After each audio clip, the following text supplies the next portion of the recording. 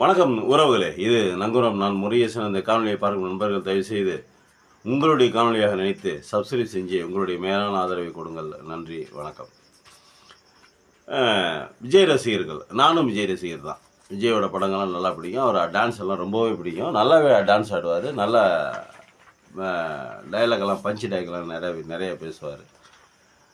குறிப்பாக சொல்கிறதுனா, அந்த தனி தொட்டியில் வந்து தண்ணி எடுக்கிறது இருக்குது பார்த்தீங்களா, அது மாதிரி காட்சிகள்லாம் நிறையா வைப்பாங்க. அதெல்லாம் வந்து நல்ல விஷயந்தான் வச்சுக்கோங்க. அப்போ நானும் ஒரு விஜய் ரசிகன் தான். நானும் விஜய் ரசிக்கக்கூடிய ஒரு விஜய் ரசிகன் தான். அது ஒரு பக்கத்து கட்டும். இப்போ நம்ம விஜய் ரசிகர்களுக்கு, விஜயோட நலம் விரும்பிகளுக்கு, விஜய் விரும்புபவர்களுக்கு நம்ம ஒரு சில விஷயங்கள்லாம் வந்து நமக்கு தெரிந்த விஷயங்களை நம்ம விளக்க வேண்டியிருக்குது. நம்மளுடைய அனுமானம், நம்மளுடைய யூகம், அது நடப்பு, நாட்டு நடப்பு அப்படிங்கிறதெல்லாம். இப்போது விஜய் வந்து கட்சி ஆரம்பித்தார். அவர் போகிற இடங்களில் பூரா தனி விமானத்தில் போகிறாரு. தனி விமானத்துக்கு ஒரு ரூட்டு போட்டு கொடுக்கணும். இதெல்லாம் எல்லாருமே பேசியது தான். நம்ம புதுசாக ஒன்றும் பேச போகிறதில்ல. ரூட்டு போட்டு கொடுக்குறாங்க. அது கரெக்டாக கிளிக் ஆகிடுது. அந்த டயத்தில் இது வான்வெளியை வந்து கிளியர் பண்ணி கொடுக்குறாங்க. ஏர்போர்ட்டில் போகிறாங்க, வராங்க. ஃபஸ்ட்டு எடுத்துக்கங்க. ஃபஸ்ட்டு சந்தேகம் நமக்கு. ஏன்னா இந்த நம்ம கொடி வந்து ஆரம்பிக்கும் போதே, அவர் கொடியை வெளியிடும் போதே நம்ம சொல்லிட்டோம், இதில் வந்து காவி வாடை தெரியுது, இந்த கொடியிலேயே காவி வாடை தெரியுது அப்படின்னு சொல்லிட்டோம். இவங்க சொன்னதுக்கப்புறம் என்ன பண்ணாங்க அப்படின்னாக்கா, அந்த விமானம் வந்து கரெக்டாக இருந்துச்சு. அந்த கரூர் சம்பவம் முடிஞ்சதுக்கப்புறம் வீட்டுக்கு போகும்போது பார்த்தீங்கன்னாக்கா, அந்த திருப்பி கிளம்பி போகும்போது பார்த்தீங்கன்னா, எப்படி அவர் போனோடனே எப்படி ஃப்ளைட் எடுத்துகிட்டு போனாங்க, அது ஒரு சந்தேகம். முதல் சந்தேகம். இரண்டாவது சந்தேகம், இது எல்லாமே முடக்கி கொண்டு போய் ஆதவர்ஜினா போயிட்டு நம்ம மேலே போய் சுப்ரீம் கோர்ட்டில் போய் வழக்கு போட்டது. ஒரு மாநில அரசு இருக்கும்போது, ஒரு மாநில அரசு யார் அந்நியம் இல்லை. அவர் இந்த குடும்பம் திமுகவுக்கு நெருக்கமான குடும்பம் தான். ஒரு மாநில அரசுக்கிட்ட தன்னுடைய பிரச்சனைகளை சொல்லி அதுக்கான தீர்வுகளை கேட்பது இல்லாமல், மாநில அரசுகளினுடைய மேலே நம்பிக்கை இல்லாமல், மாநில அரசுகளை வேளாண் சொல்லிட்டு ஒதுக்கிட்டு, அவர்களை எதிரியாக நினைத்து, அவர்கள் அமைச்ச அந்த ஒரு நபர் ஆணையத்தை அதையும் எதிர்த்து, கோர்ட் அமைச்ச ஒரு அஸ்ராக்காரங்கிற தலைமையிலான அவங்களையும் எதிர்த்து, எல்லாத்தையும் எடுத்து சுப்ரீம் கோர்ட்டில் போய் சிபிஐஎஸ்ல போய் மாட்டிக்கிட்டாங்க. சிபிஐஎஸ்ல போய் தப்பிச்சுக்கிட்டாங்கன்னு சொல்கிறதா, மாட்டிக்கிட்டாங்கன்னு சொல்கிறதா? ஓப்பனாக பேசுங்க. நீங்கள் மாட்டிக்கிட்டாங்க அப்படின்னு தான் இருக்கும். மாட்டிக்கிட்டு அமித்ஷாவின் கைப்பாவையாக ஆகிவிட்டார்கள். இதுக்கு முன்னாடியே அவங்க போட்டு கொடுத்ததாங்க திட்டம். நான் வந்து ஒளிமறைவில் சொல்லங்க, நான் நேரடியாக தான் சொல்கிறேன். நான் எல்லா ரசிகர்களும் இதை வந்து தெரிஞ்சுக்கணும், தயவு செஞ்சு. இது வந்து பிஜேபியோட பிளான். திமுகவை ஒழிப்பதற்கு, திமுகவை அழிப்பதற்கு, திமுகவை பலவீனப்படுத்துவதற்கு, கொஞ்சம் கொஞ்சமாக பலவீனப்படுத்தி மொத்தமாக இல்லாமல் செய்கிறதுக்கான ஒரு வேலை இது. அதற்கான சரியான ஒரு எதிரி யாருன்னா, திமுக நேர் எதிரி சரியான எதிரி யாரும் இல்லை. நேர் எதிரான எதிரி யாரும் இல்லை, சரியான எதிரி யாரும் இல்லை. அப்படிங்கிறதுக்காக என்ன பண்ணாங்க, ஒரு நடிகரை அவருடைய புகழை வைத்து, அவருடைய பாப்புலாரிட்டியை வச்சு, அவரை வச்சுக்கிட்டு அவர் பின்னாடி இருந்து காய் நகர்த்துகிற வேலையை பிஜேபி செய்யுது அப்படின்னு. அதுவும் திமுக குடும்பத்துக்கு நெருக்கமான ஒரு நபரையே ஆப்போசிட்டில் இறக்குறாங்க அப்படிங்கிறது தான் பார்க்குறோம். இதுக்கு எல்லாத்துக்கும் முக்கியமான காரணம் யார் அப்படின்னா, இந்த ஆதவர்ஜினா. இந்த ஆதவர்ஜினாங்கிறவருடைய கதையை நீங்கள் தயவு செஞ்சு படித்து பாருங்கள். அவர் என்னமோ விஜய்க்கு வந்து அவர் அப்படியே விஜய் படத்தில் அப்படியே 2000 அவர் அப்படியே ரசித்து அவருடைய நடிப்பில் உருகி, அவருடைய பேச்சா, அவருடைய நடிப்பு திறமையில் அப்படியே மெய்மறந்து அந்த மாதிரிலாம் ரசிகராகல. உங்களை மாதிரியோ என்னைய மாதிரியோ அவரை ரசிக்க வரவில்லை. விஜய் முதல்ல திமுகவில் இருந்தார். திமுகவில் இருந்து இவர் கேட்ட கோரிக்கைகள்லாம் திமுக எதையுமே ஏற்றுக்காமல் ரிஜெக்ட் பண்ணிடுச்சு. திமுகவில் பல 75 வருடங்களாக, 80 வருடங்களாக, 90 வருடங்களாக திமுக உறுப்பினர்களாக இருக்கிறவர்களுக்கு திமுகவால் ஒன்றும் செய்ய முடியல. ஏன்னா கட்சி அமைப்பு அப்படி. ஒரு அரசு ஒரு ஆளுங்கட்சியாக வருதுன்னா, ஒரு குறிப்பிட்ட இதுக்கு தான் கட்சி பதவி கொடுக்க முடியும். குறிப்பிட்ட இது தான் செய்ய முடியும்.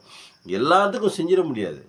8 கோடி பேர், 7 கோடி பேர் வாழ்கிற, 6.5 கோடி பேர் வாழ்கிற இந்த ஊரில் திமுகவுக்கு ஒரு 1 கோடி பேர், 1.5 கோடி பேர் ஓட்டு போடுறாங்க, 2 கோடி பேர் ஓட்டு போடுறாங்க அப்படின்னா, அவர்களுக்கு திமுகவுக்கு ஓட்டு போடுறவங்களுக்கு எல்லாத்துக்கும் கட்சியில் பதவி கொடுத்துட முடியாது, அரசுக்குள்ள பதவி கொடுத்துருக்க முடியாது. அதுக்கு ஒரு இது வச்சுருப்பாங்க. ஒவ்வொரு காலகட்டத்துக்கும் இவங்க ஒரு காலகட்டம் வச்சுருப்பாங்க. அப்படி இருக்கும்போது இவருக்கு எப்படி புதுசாக வந்தோடனே, கொஞ்ச நாளாக வந்தோடனே பதவி கொடுக்க முடியும்? திமுகவோட பழைய தலைகள் எவ்வளோ பேர் இருக்காங்க பொறுப்புக்கு வர்றதுக்கு. அதனால் அவங்க கேட்ட கோரிக்கையை, ஆதவர்ஜினா அப்படிங்கிறவங்க கேட்ட கோரிக்கையை திமுக ஏற்றுக்கலை. என்னடா நம்ம கோரிக்கையை ஏற்றுக்கலையே அப்படின்னு சொல்லிவிட்டு என்ன பண்ணிட்டாரு, விசிகாவுக்கு வந்தார். அண்ணன் திருமாவளவன்கிட்ட வந்தோன்னே அவர் என்ன பண்ணார், திரும்ப என்ன பண்ணார் அப்படின்னா, அவர் வந்து திமுகவுக்கு நிகரான ஒரு இது, அவரும் 40 வருடங்களாக ஒரு அரசியலில் இருக்கக்கூடிய ஒரு ஒரு மிகப்பெரிய ஆளுமை. அவருக்கு வந்து இந்திய அரசியலையே அவர் வந்து யூகிக்கக்கூடியவர். அ எப்படி போகுது, என்ன மாதிரியான ரூட்ல போகுது அப்படிங்கிற மாரி யூகிக்கக்கூடியவர். அப்போ அவர்ட்ட போய் என்ன பண்ணா, அவர்ட்ட இவன் பப்பெல்லாம் அவர்ட்ட வேகுமா, அவர் என்ன பண்ணிட்டாரு, "தம்பி நன்றி வணக்கம்" அப்படின்னு சொல்லிட்டு அனுப்பிச்சுட்டாரு.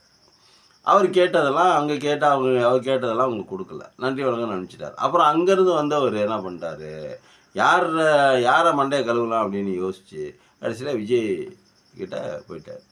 இது வந்து ஆரம்பத்துலேருந்து போகல. அவர் திமுகலேருந்து வந்தது விசிகாவில் சேர்ந்து, விசிகாலேருந்து அவரை பிரித்து கொண்டு வந்து இதுக்கெல்லாம் பின்னாடியெல்லாம் ஒரு ஒரு பெரிய சக்தி வந்து இது வந்து வேலை செஞ்சுக்கிட்டு இருக்குது. திமுகலேருந்து பிரித்து கொண்டு வந்து இங்கே கொண்டு வந்து சேர்த்து அதெல்லாம் பின்னாடி ஒரு சக்தி வேலை செஞ்சுட்டு இருக்குது அப்படிங்கிறது நம்ம கண்டிப்பாக யோசிக்கிறோம். அதில் மாற்று கருத்தே இல்லை, அதான் உண்மையும் கூட. அப்புறம் என்ன பண்ணுறாங்க அப்படின்னா, இங்கே வந்து என்ன பண்ணுறாரு, இவருக்கு பணம் செலவு பண்ணுறாரு. அவர் பணம் செலவு பண்ண மாட்டார், இவர் பணம் செலவு பண்ணுறாரு. செலவு பண்ணி எல்லாமே நான் பார்த்துக்கிறேன், எத்தனை மாநாடு வேணாலும் நான் நடத்திக்கிறேன், எத்தனை பொதுக்கூட்டம் வேணாலும் நம்ம போட்டுக்கலாம், நம்ம அதுக்கான பணத்தை நான் கொடுக்குறேன், ஆனால் நம்ம வந்து ஒரு இது மாதிரி டார்கெட் பண்ணணும் அப்படின்னு சொல்லிவிட்டு எல்லாம் பண்ணுறான். இது பின்னாடி இருக்குது பூரா ஒரு மாபெரும் சக்தி வந்து இயக்கிட்டு இருக்குது, வேலை செஞ்சிட்டு இருக்குது. இப்போ இதில் என்ன பிரச்சனை அப்படின்னா, விஜயை கொண்டு வர்றதன் மூலமாக 2 விஷயம் நடக்க போகுது. ஒன்று, அதிமுக பலவீனப்பட்டு போக போகுது. அதிமுக இனிமேல் எந்திரிக்கவே முடியாது. அதிமுக சில்லாக உடைச்சிருவாங்க. உடைச்சி என்ன பண்ணுவாங்க அப்படின்னாக்கா, அதிமுக தனியாக 4 அணியாக இருந்துச்சுன்னா அப்புறம் எப்படி ஓட்டு போடுவாங்க அதிமுக ரசிகர்கள், அதிமுக தொண்டர்கள் எப்படி ஓட்டு போடுவாங்க? ஓட்டு போட மாட்டாங்க. அப்போ என்ன பண்ணுவாங்க, திமுகவுக்கு தான் அவர் அந்த ஓட்டு போகிறார்.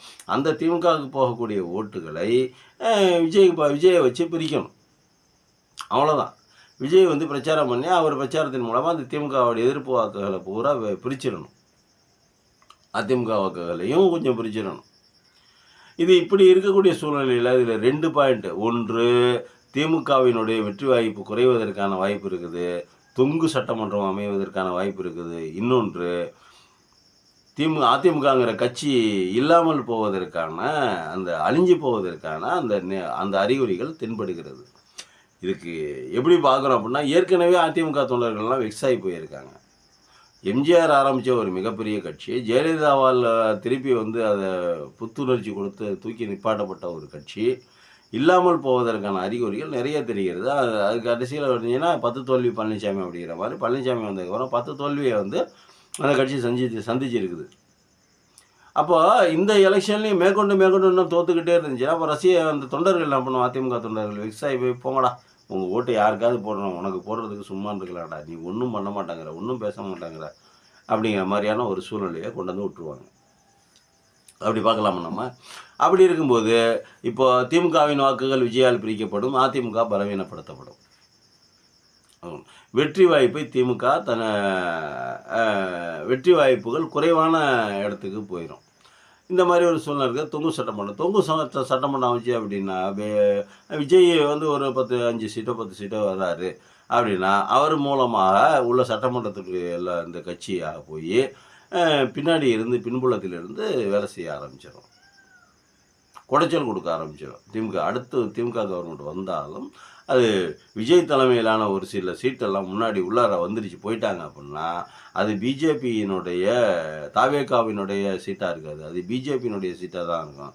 அப்படி போனாக்க அரசுக்கு குடைச்சல் கொடுத்துரும். இப்போ எப்படி ஆளுநர் குறைச்சி கொடுத்துட்ருக்காரு, ஆளுநர் வந்து நம்ம சம்பளத்தை வாங்கிட்டு நமக்கு எதிரான வேலைகளை செஞ்சுக்கிட்டே இருக்காரு. அந்த மாதிரியான ஒரு சூழ்நிலையை இவர் ஆளுநர் மாளிகையில் இருந்துக்கிட்டு செய்கிறார். ஆளுநர் தாவேகா தரப்பில் யாராவது ஒரு 4 பேர் எம்எல்ஏக்கள், இந்த மாதிரி பிஜேபி எம்எல்ஏக்கள் இருக்காங்க பாருங்கள், அவங்கள மாதிரி ஒரு 4 எம்எல்ஏக்கள் தாவேகா தரப்புலேருந்து உள்ளே வந்துட்டாங்க அப்படின்னா அவங்க ஆளுநர் வேலையை அதே வேலையை அதே குடைச்சலை கொடுப்பார்கள் அப்படிங்கிறதுல மாற்று கருத்து இல்லை. இப்போ நம்ம ரசிகர்களுக்கு ஒன்று செஞ்சுக்கிறோம். சரி, நம்ம விஜய் எலெக்ஷனில் நிற்கிறாரு, சிஎம் வேட்பாளர் நிற்கிறாரு, ஓட்டு போடுறவங்க நம்ம எல்லாமே ஓட்டு போடுறோம், ரைட்டு. அப்படி ஓட்டு போட்டால் இவர் என்னென்னத்துக்கு ஆப்போசிட்டாக பேசுவார்? இப்போ இந்த கட்சி ஆரம்பித்து இவ்வளோ நாளில் திமுகவை திட்டுறதை தவிர பாக்கி கட்சியினுடைய கொள்கைகள் ஏதாவது சொல்கிறாரா? கொள்கை எதிரி அப்படின்னு சொல்லிட்டு பிஜேபியை சொல்கிறார், அரசியல் எதிரி அப்படின்னு சொல்லிவிட்டு திமுகவை சொல்கிறார். கொள்கை எதிரினா கொள்கை என்ன அப்படிங்கிறத நிறைய பத்திரிகையாளர், உன்னுடைய கொள்கைகள்லாம் என்னப்பா இதை சொல்லுப்பா அப்படின்னு நிறைய பத்திரிகையாளர் கேட்குறாங்க, நிறைய எதிர்கட்சி தலைவர்கள் கேட்குறாங்க. ஆனால் யாருக்கும் எந்த பதிலும் சொல்கிறதில்ல. யாருக்கும் எந்த பதிலும் சொல்ல மாட்டார். கொள்கை எதிரி அப்படின்னு சொல்லிட்டு சொல்கிறவர்கிட்ட சரி கொள்கை தான் என்னன்னு சொல்லலை. சரி அரசியல் எதிரி அப்படின்னா இப்போ திமுக செய்யாததை நீ என்ன செய்ய போகிற அப்படின்னா அதுக்கும் பதில் சொல்ல மாட்டேங்கிறாரு. இப்போ வந்து ஒரு ஒரு இந்த ஓட்டு திருட்டு நடக்குது, அதுக்கு ஏதாவது எதுக்காவது பேசியிருக்காரா? இல்லை இந்த இந்த இல்லை இந்த இப்போ எஸ்ஐஆர் நடந்துக்கிட்டு இருக்குது, சட்ட இந்த ஓட்டு திருத்தப்படி நடந்துகிட்ருக்கு, அதுக்கு ஏதாவது பேசினாரா? குரல் கொடுத்தாரா? கொடுக்க மாட்டார். இந்த இந்த புதிய கல்விக் கொள்கையை பற்றி ஏதாவது அபிப்பிராயம் இருக்குதா? விஸ்வகர்மா யோஜனா அது மாதிரி ஏதாவது அபிப்பிராயம் இருக்குதா? அதில் வர்றது அதெல்லாம் கல்விக் கொள்கை புதிய கல்விக் கொள்கை இடஒதுக்கீடோடு சம்மந்தப்பட்டது. கல்விங்கிறது இடஒதுக்கீடு, தனி மனித சுதந்திரம், அது நிறைய கல்விக் கொள்கையில் நிறைய விஷயங்கள் வருது. அதெல்லாம் அதை பற்றி ஏதாவது தெரியுமா? பேசுகிறாரா? பேசியிருக்காரா? பேச மாட்டார். பாராளுமன்றத்தில் எம்பிக்களுடைய எண்ணிக்கை அதிகப்படுத்தி நம்மளை பலவீன மக்கள் தொகை அடிப்படையில் எம்பிக்களை வட மாநிலங்களில் எம்பிக்கள் அதிகப்படுத்தி தென் மாநிலங்களில் இருக்கிற எம்பிக்களின் தொகையை குறைப்பதற்கான வேலைகள் நடக்குது. அதை பற்றி ஏதாவது பேசுவாரா? தெரியுமா? பேசுவாரா? தெரியாது. கச்சத்தீவை மீட்பது குறித்தான என்ன இவர் அஜெண்டா வச்சுருக்காரு, இவருடைய என்ன ஒரு தெளிவான ஒரு ரூட் என்ன வச்சுருக்காரு, அதுவும் என்னன்னு தெரியல. காவிரி பிரச்சனை எப்படி ஹேண்டில் பண்ண போகிறாரு, ஏதாவது இது கொடுக்க முடியுமா? கர்நாடகாவில் ஒரு ரசிகர்கள் இருக்காங்க, காவிரிக்கு எதிர்த்து குரல் கொடுக்க முடியுமா? முடியாது. அதுவும் பேசுவாரா? பேச மாட்டாரா? தெரியாது. பாலாறு பிரச்சனை என்னாச்சு? ஆந்திராலேயும் ஒரு ரசிகர்கள் இருக்காங்க, அந்த பாலாறு பிரச்சனை பற்றி ஏதாவது பேசுவாரா? தெரியாது. முல்லை பெரியார் அந்த இதில் பிரச்சனை வந்துக்கிட்டு இருக்குது, அதில் பற்றி ஏதாவது தெரியுமா? விஜய்க்கு ரசிகர்கள் கேரளாவில் ஏகப்பட்ட பேர் இருக்காங்க. இவர் ஏதாவது பேசுவாரா? பேச முடியுமா? தெரியலை. ஆளுநரை கண்டித்து ஏதாவது அறிக்கை விட்டுருக்காரா? ஆளுநர் செய்கிறது தப்பு, போகிறது வர்றது, இந்த ஒரு கட்சி ஆரம்பிச்சு இந்த ஒரு வருஷ காலத்துக்குலாம் ஆளுநர் எவ்வளோ வேலைகளை செஞ்சுருக்காரு. இந்த ஒரு வருஷத்துக்குள்ளே தானே இந்த 10 மசோதாக்கள் சட்டமாகி வந்துச்சு. இதை பற்றி ஏதாவது பேசுவாரா? தெரியாது. ஆளுநர் தலையீடு இருக்குது, சட்டமன்றத்திலிருந்து வெளிநடப்பு செய்கிறாரு, ஒரு எதிர்கட்சியை வெளிநடப்பு செய்கிற மாதிரி சட்டமன்றத்தை வெளிநடப்பு செய்கிறாரு, அவருடைய தலையீடு இருக்குது. நம்ம சம்பளத்தை வாங்கிட்டு நம்ம ராஜ்பவனில் உட்காந்துக்கிட்டு நம்மளோட காசில் சம்பளத்தை வாங்கிக்கிட்டு அவர் இந்த மாதிரிலாம் சேட்டைகள் பண்ணிகிட்டு இருக்காரு. இதை பற்றி ஏதாவது பேசுவாரா? எதை பற்றியுமே பேச மாட்டார். அப்போ எதை பற்றியும் பேச மாட்டார், எதையுமே செய்ய மாட்டார், எதை பற்றியுமே சரியாக பேச மாட்டார். திமுகவை திட்டுவது மட்டுமே ஒரு குறிக்கோளாக வைத்து கொண்டு இருக்கிற அந்த கட்சி எப்படி ஓடி அடையும்? அது ரசிகர்களாகிய நீங்கள் தான் யோசிக்கணும்.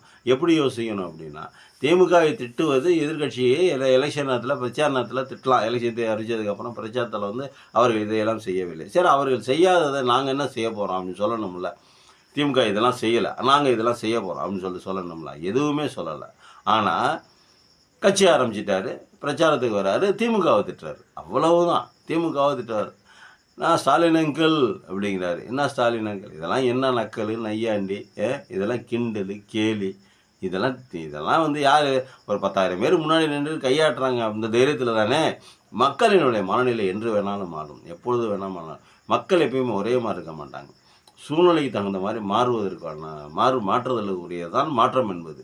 மக்களுடைய மனநிலையும் அதே மாதிரி தான் மாறுவாங்க. மாறும்போது நீங்கள் உங்களுடைய சுயரூபம் தெரிய வரும். உங்களோட சுயரூபம் தெரிஞ்சுனாக்கா அரசியல் வாழ்க்கை அஸ்தமனமாகும் என்பதை தெரிவிச்சுக்கிறேன். மீண்டும் மற்றொரு காணொலியில் சந்திப்போம். நன்றி, வணக்கம்.